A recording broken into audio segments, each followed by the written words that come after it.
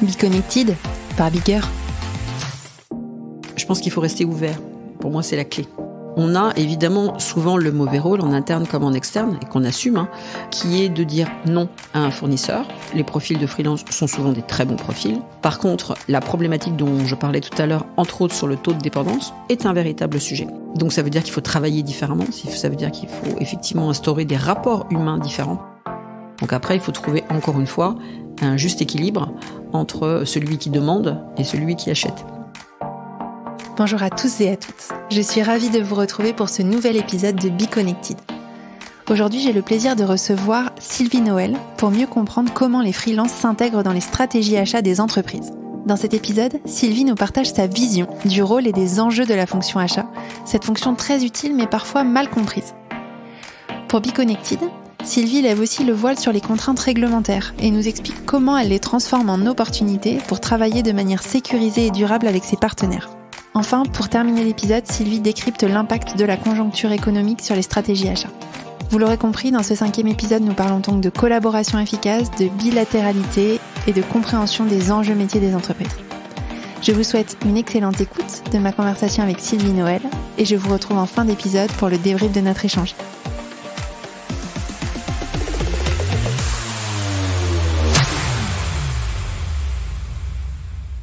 Bonjour Sylvie. Bonjour à vous. Bienvenue sur Be Connected. Merci beaucoup. Sylvie, on est ensemble chez Covea, dans vos locaux. Vous êtes la directrice achat du groupe. Et donc, on va discuter du rôle des achats dans le fonctionnement des entreprises et plus globalement dans le recrutement, l'achat de prestations auprès de profils freelance. Alors, pour démarrer, est-ce que vous pouvez m'expliquer quels sont vos enjeux et vos défis du moment en tant que directrice achat d'un groupe comme Covea ? Alors, juste en un mot, peut-être présenter Covea. Covea, ça regroupe MAF, MMA, GMF. Ouais. Et on est effectivement des personnes qui consomment beaucoup de prestations. Donc, effectivement, nous sommes une cible relativement intéressée et concernée par cette problématique-là. Donc, nos enjeux, le premier enjeu que toute direction achat doit avoir, c'est d'être au rendez-vous de ces directions métiers et mettre à leur disposition des profils ou des produits de qualité sans rupture de chaîne et avec des fournisseurs fiables. Donc, quand on a dit ça, comment, dans un monde complexe, qui est le nôtre aujourd'hui, et qui est en train de beaucoup bouger, on peut organiser tout ça, tout en respectant tous les aspects réglementaires et compliance qui sont aujourd'hui effectivement des obligations bilatérales, aussi bien pour nos fournisseurs que pour nous-mêmes, mais qui sont aussi des véritables enjeux business, puisque c'est aussi la sécurisation d'avoir des prestations ou des produits sur lesquels on n'a pas de rupture, donc potentiellement un impact opérationnel. Vous dites déjà, on est fortement consommateur de prestations. Pourquoi ?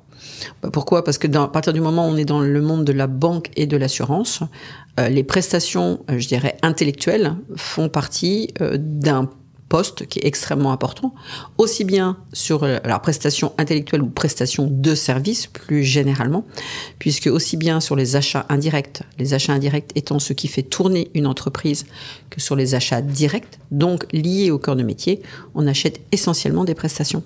Et vous disiez aussi qu'on est dans un monde complexe avec des contraintes légales, administratives, bilatérales. Vous avez insisté un peu sur la notion de bilatéral.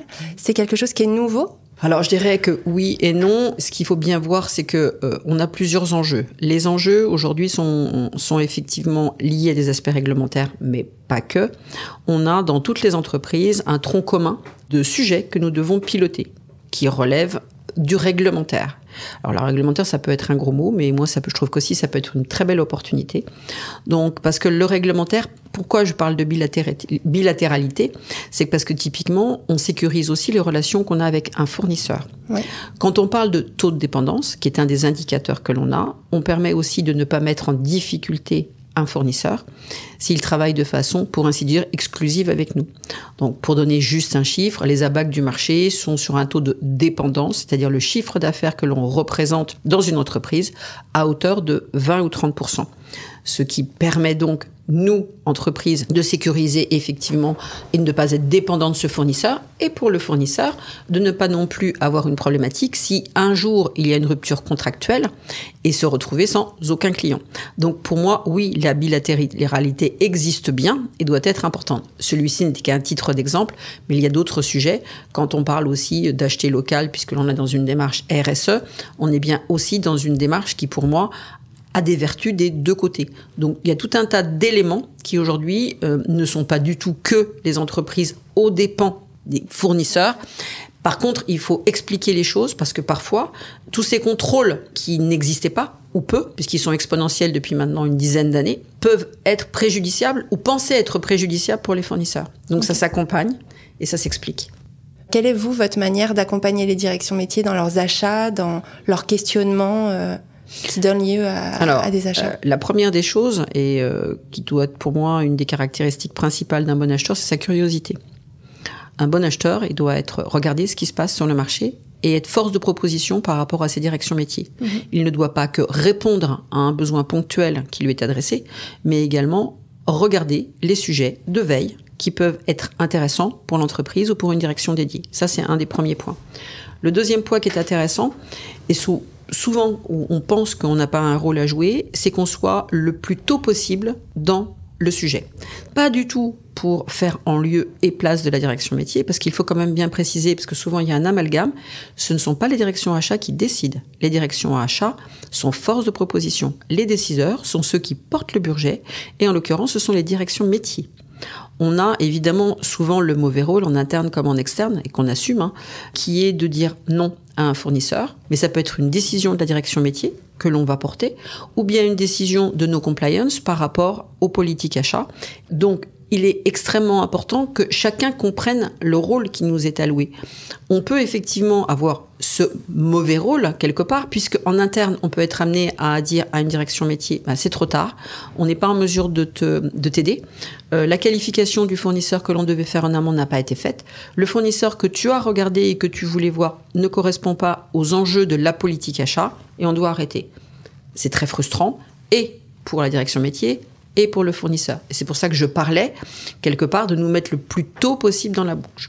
De la même façon, beaucoup de fournisseurs pensent encore qu'on est encore là pour négocier le prix. Alors, je vais être très honnête, c'est un des critères, mais comme quand vous achetez à titre personnel, et vous allez effectivement regarder quelle est la meilleure valeur pour le produit que vous allez acheter. Mais ça ne veut pas dire qu'on va négocier systématiquement le prix. Ce qui est beaucoup plus important avec un fournisseur, c'est d'avoir un fournisseur qu'on va pouvoir aider aussi à rentrer. Et si aujourd'hui le fournisseur il va tout seul, parfois il peut se retrouver confronté avec des éléments aujourd'hui effectivement réglementaires qu'il n'a pas vus ou qu'il n'a pas sécurisés. Et effectivement, on va retourner voir le fournisseur en disant « Monsieur le fournisseur, on est désolé, vous n'allez pas pouvoir continuer ». Donc dans les deux cas, on génère de la frustration. Laquelle frustration pourrait être totalement évitée si on était véritablement sollicité et par les fournisseurs et par les directions métiers dans les phases amont. C'est le moment où je vais vous proposer de parler du type de fournisseurs qui nous intéressent aujourd'hui, qui sont les freelances. Pourquoi est-ce que Covea fait appel à des freelances aujourd'hui ? Aujourd'hui, on est plutôt dans un monde où les freelances augmentent considérablement. Je pense que beaucoup des auditeurs savent très bien qu'aux États-Unis, il y a à peu près 45% de gens qui sont en freelance. C'est un choix délibéré qu'ils ont fait. Les CDI, les gros groupes ne les intéressent plus et ils veulent travailler différemment. La problématique auquel on est confronté est que les profils de freelance sont souvent des très bons profils, aucune ambiguïté sur le sujet. Par contre, la problématique dont je parlais tout à l'heure, entre autres sur le taux de dépendance, est un véritable sujet. Donc il faut trouver quelque part des plateformes qui vont être les plateformes intermédiaires pour pouvoir faire travailler ces freelances. D'une part, parce que le pilotage des fournisseurs, on ne peut pas le faire sur 10, 20, 30, 40 freelances, versus une plateforme qui va être un seul fournisseur à piloter. Donc ça ne veut pas dire qu'on ne fait pas travailler les freelances, mais qu'on les fait travailler par un canal, d'abord qui est pour eux une sécurisation, parce que les aspects administratifs ne sont pas obligatoirement toujours la tasse de thé des freelancers, et d'autre part, c'est une vraie charge pour eux, et d'autre part, ça sécurise les relations entre les parties. Aujourd'hui, vous parliez de la direction achat qui doit être en veille, qui doit être curieux, etc. J'imagine que c'est un sujet, cette émergence du freelancing et ce sourcing un peu différent. C'est pas sourcer différemment, c'est juste regarder ce qui existe sur le marché par rapport à des évolutions normales et être réactif par rapport à ça. Okay. Donc aujourd'hui, oui, il existe plusieurs plateformes avec des avantages, avec des inconvénients, avec des business models qui sont différents. Et là, c'est véritablement des choix d'entreprise. Certains vont beaucoup plus confier, d'autres beaucoup moins confier. C'est vraiment des choix organisationnels que tout un chacun peut avoir. Mais il existe sur le marché plusieurs solutions qui permettent d'une part de continuer à travailler avec des freelances et de façon sécurisée. Ok. Donc ça, c'est sur la partie effectivement sécurisation de la relation dont vous êtes garant côté achat. Enfin, on y est sur la partie contractualisation. Après, il faut être encore, rendons à chacun ses responsabilités.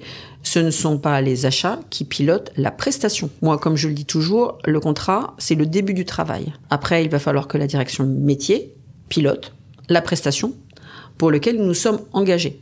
Et ça, c'est un pilotage, encore une fois, bilatéral, qui va être entre le freelancer et la direction métier, sur lequel ils se sont mis d'accord pour un certain nombre de choses qu'ils devaient délivrer. Pour moi, délivrer quelque chose, c'est bilatéral, parce que, encore une fois, j'insiste beaucoup sur cet aspect-là, parce qu'il faut à la fois donner du temps à un freelancer de pouvoir s'approprier un contexte, de pouvoir avoir les datas ou les éléments qui lui sont nécessaires pour réaliser son travail. Mais à contrario, il faut aussi que le freelancer puisse délivrer les éléments sur lesquels on s'est mis d'accord sur un format, une granularité, etc.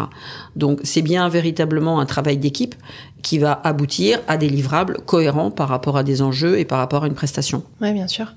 Dans le choix du prestataire, notamment qui va être freelance, est-ce que vous intervenez aux côtés des directions métiers ? On est force de proposition. D'accord. C'est-à-dire que dans chaque dossier, avant même de choisir, on a une grille qui est faite avec des pondérations. D'accord. Mais cette grille de pondération, elle n'est pas faite achat, elle est faite équipe. À minima, direction métier et achat. Mais il peut y avoir d'autres acteurs selon la typologie de prestation que l'on va adresser. Et ce sont ces grilles de pondération qui vont être analysées quand on va avoir les offres et avoir les soutenances. Et cette grille de pondération, elle est faite de manière ad hoc à chaque projet ? Alors, on a des grands items, mais par contre, la pondération est différente, oui. Ok. Vous pouvez me dire quels sont les items, par exemple, que ça dépend. Ça peut être les compétences dans un domaine particulier. Ça peut être la seniorité. Ça peut être la connaissance du monde assurantiel. Ça peut être la connaissance du groupe. Ça peut être justement des critères d'innovation sur des domaines particuliers. Voilà. Et après, chaque pondération va être différente parce que justement, elle est nécessaire à l'aboutissement du projet. On peut aussi avoir des critères, évidemment, de compréhension du besoin, puisque quand vous sollicitez le marché, adéquation de la réponse, la posture et le profil proposé. Voilà, il y a plein d'éléments qui rentrent en jeu, mais encore une fois, qui sont pondérés dans chaque dossier.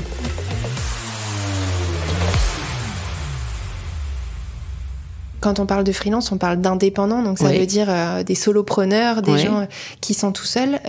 Comment est-ce que c'est vous, direction achat, qui allez les sourcer, ou est-ce que c'est les directions métiers ? On a plusieurs cas de figure. On peut avoir des indépendants qui nous sont proposés et qu'on va mettre dans la consultation que l'on va avoir. À travers les plateformes, par exemple, avec lesquelles vous travaillez ? Alors, nous, c'est pas à travers les plateformes.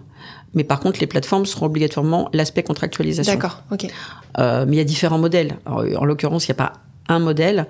On peut avoir des domaines d'expertise aujourd'hui qui sont uniquement chez certains profils et qui peuvent être des freelances. Donc dans ce cas-là, on va consulter les freelances. La question derrière, c'est de dire que c'est le marché du freelance, c'est comme le marché de l'emploi. Il y a tellement de candidats possibles que c'est parfois difficile pour des entreprises, notamment des grands groupes comme Covéa, de s'y retrouver, peut-être d'aller trouver le profil qui va correspondre, alors, etc. Encore une fois, il y a deux sujets qu'il faut pas oublier. D'abord, effectivement, notre métier d'acheteur, c'est effectivement de sourcer, mais il faut pas oublier, c'est que qu'on soit freelance ou qu'on soit entreprise, ça n'empêche pas de se faire connaître. Ouais. Moi, j'insiste sur le fait que avoir une démarche commerciale, c'est une réalité. Se faire connaître pour ce que l'on est, c'est une réalité. Se créer un réseau, c'est une réalité.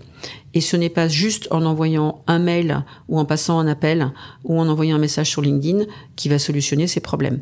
Alors, j'en parle d'autant plus aisément que moi, j'étais de l'autre côté de la barrière. J'ai été commerciale, j'ai fait du conseil, donc je sais ce que c'est que d'avoir à décrocher des contrats.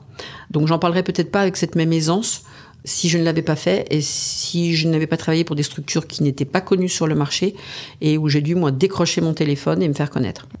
Comment on fait quand on est freelance pour aller toucher la direction achat de Covea ? Alors, c'est pas du tout compliqué. Nous, contrairement à beaucoup d'entreprises, nous ne référençons pas. D'accord. Référencer, ça veut dire que c'est des listes qui ont été bâties pour une durée de créées entre le fournisseur et une direction achat pendant 9 à 12 mois, et qu'après, pendant une durée qui peut aller de 3 à 5 ans, on consulte, pas de façon exclusive, mais prioritaire, ces listes-là. Nous ne référençons pas. C'est un choix délibéré que nous n'avons jamais voulu avoir, sauf sur une toute petite partie, et c'est historique.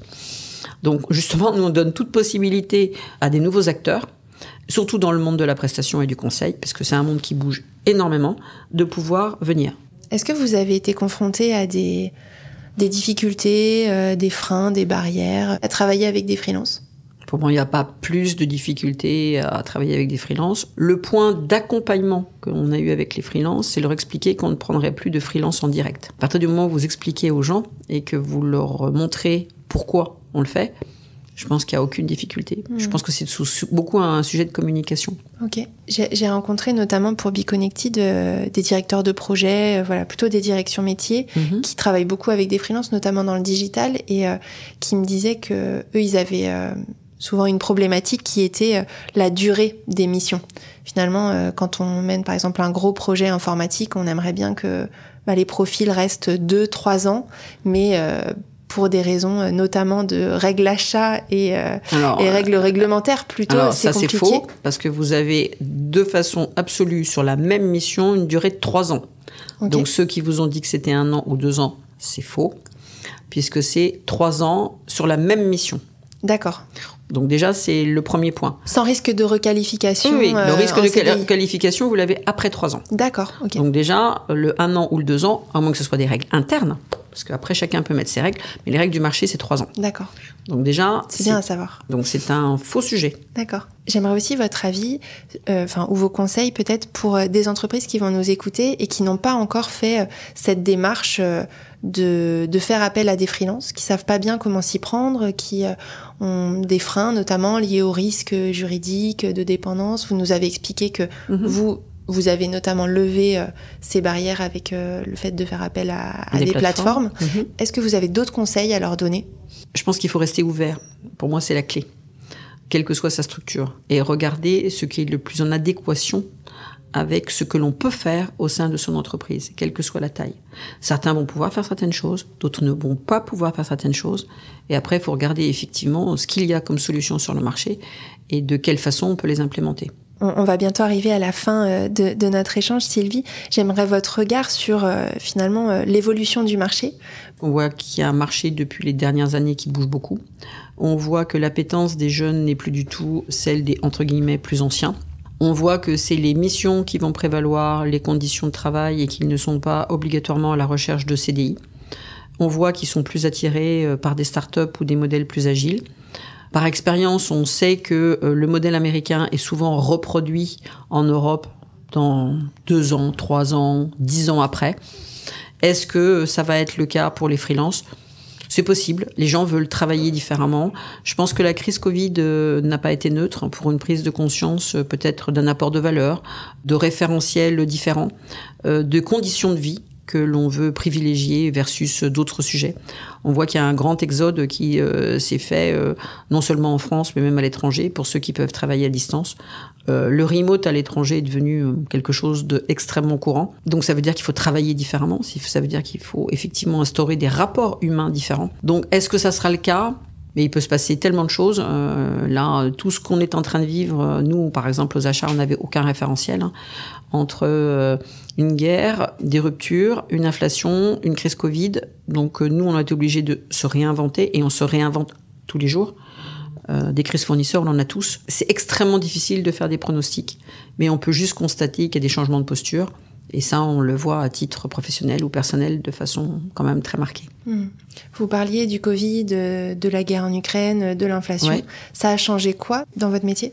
Dans le métier des achats, pas uniquement chez Covea, mais plus largement sur le marché, on n'avait aucun référentiel de ce genre de sujet. Donc ça veut concrètement dire que la première des choses que l'on a eues pour le Covid, c'était connaître nos fournisseurs. Donc avoir une base fournisseur à jour qui puisse nous permettre tout de suite de voir nos fournisseurs clés, de chérir quelque part nos fournisseurs clés et s'assurer que après la crise, on les aurait toujours bien, pour que quand les choses rebougeraient, on ne soit pas avec des ruptures. On a enquillé tout de suite une guerre et une inflation. Aujourd'hui, il faut savoir que sur la guerre, je pense que les gens en parlent mais ne connaissent peut-être pas obligatoirement les conséquences. Il y a des pans entiers d'activité ou du sourcing qui étaient uniquement sur des pays comme la Russie ou l'Ukraine.